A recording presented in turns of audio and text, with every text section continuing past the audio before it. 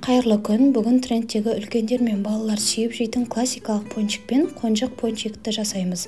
Бұл видеода пончик жасаудағы ешкім бөліспеген құпиялармен бөлісетін боламын. Сондықтан видеоны соңына дейін қараңыздар.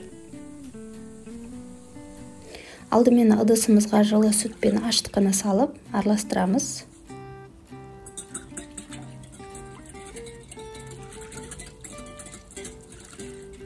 Артынша тұз, ванилин, қамырды жақсартатын қоспа, қант және жұмыртқаны саламыз. Мен жұмыртқаны ұмытып кеткеннен кейін артынша салдым. Жақсылап араластырамыз. Бізде келесі маңызды қоспа бұл бізде ұн, яғни ұныңыз жоғарғы сұрыпты болу керек, және мен айтқандай макфа деген ұнды пайдалансаңыздар, өз формасын жақсы ұстайтын болады пончиктарыңыз.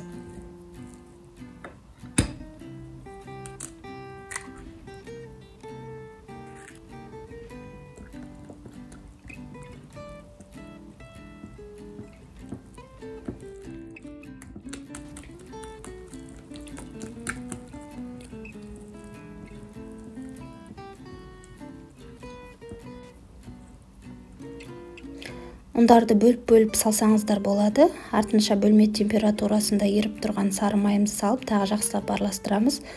Басында мен 350 грамм ұн салдым, кейін қолға жабысатын болғандықтан тағы да 40 грамм ұн қостым. Яғни егер макфа таппай басқа ұн пайдаланатын болсаңыздар, ұндарыңыздың тығыздығына байланысты плюс-минус грамм ойнауы мүмкін.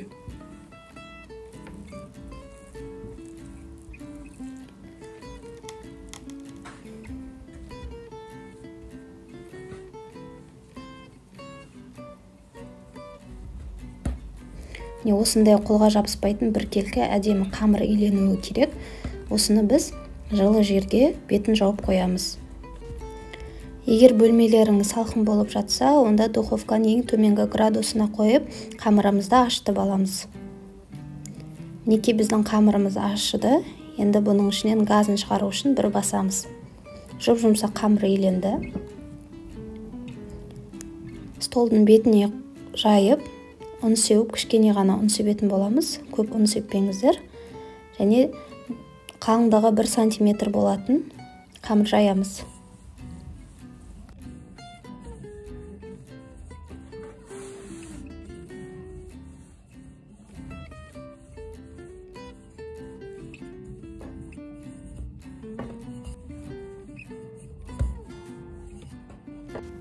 Арнайы пончик кесетін форманы пайдалансаңыздар болады. Егер ол жоқ болса, үйдегі кесемен де кесеңіздер болады. Бірақ бізде пончиктің стандартты размері бізде диаметрі 8,5-9 сантиметр болуы тиіс.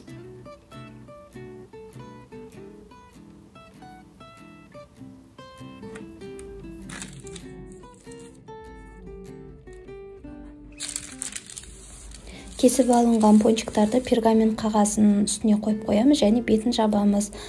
Бізде қалған қамырды жылы жерге тағы көтерілуге жібереміз. Енді осыдан біз балалар сүйіп жейтін қонжық пончикті жасайтын боламыз. Осындай манты кесетін темір дөңгелекпен де ойып алсаңыздар болады. Егер ортасын ойып алатын сіздерде форма болмаса, менен лайфхак болсын, әрбір үйден табылатын бутылканың крышкасымен ойып аласыздар.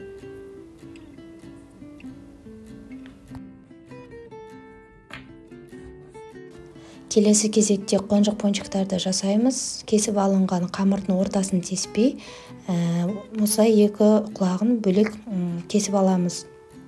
Және құлақтарды қамырға қосу үшін кішкене сулаймыз және қысып жерсек болады. Осылай болып шығады. Тағы да бір көрсетіп жерейін. Құлақтардың орналасуын өздеріңіз көздеріңізбен шамалап аласыздар да, шетін тағы да сулайсыздар. Егер су астына қарай түсіп кетсе, ұн жағып жібересіздер. Қазір біз қолымызбен алған кезде формасын жоғалтып алмауы керек. Және бұларды да біз жылы жерге шамамен 1 сағатқа жібереміз. Яғни дөңгелек пончикке қарағанда бұны кішкене ұзақта ұстаңыздар, кәдімгідей ісінуі керек. Пергамент қағазына орналасқан пончиктарды кесіп аламыз. Қоятын кезде бір-біріне жақын қоймаңыздар, себебі біз осылай кесіп алған кезде майға бірге қуырамыз. Егер өзінің формасын жоғалтпасын десеңіздер, осылай мен секілді жасасаңыздар болады. Қыздырылған майға салғаннан кейін пергамент қағазы өзі алынатын болады.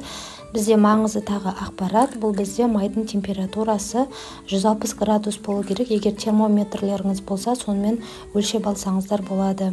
Майды қатты қыздырып жібермеңіздер, себебі пончиктердің ортасы піспей қалуы мүмкін. Екі жағын қызартып пісіреміз. Менде видеода көрсетілмей қалыпты. Яғни екі жағы қызарылып піскен пончиктардың ортасы ақ болуы керек. Ол жақсы көтерілді деген сөз. Дайын болған пончиктарды қант ұнтағына, шоколадқа және глазурға малып алсаңыздар болады, және бұл өздеріңіздің қалауларыңызша және бетін әсемдейсіздер. Қалған жарты пончикқа мен осылай кондитерлік дүкеннен сатып алынған дәндермен әсемдедім. Сіздер қалауларыңызша түрлі түсті бояуларға боясаңыздар болады. Дайын болған пончиктардың бисмилля деп дәмін көрейік.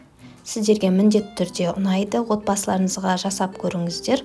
Ортасы толықтай пісті.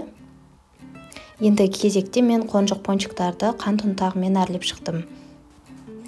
Видеода барлық нюанстарды айттым деп ойлаймын. Егер сұрақтарыңыз болса, комментарийға жазып қойыңыздар. Келесі кездескенше сау болыңыздар.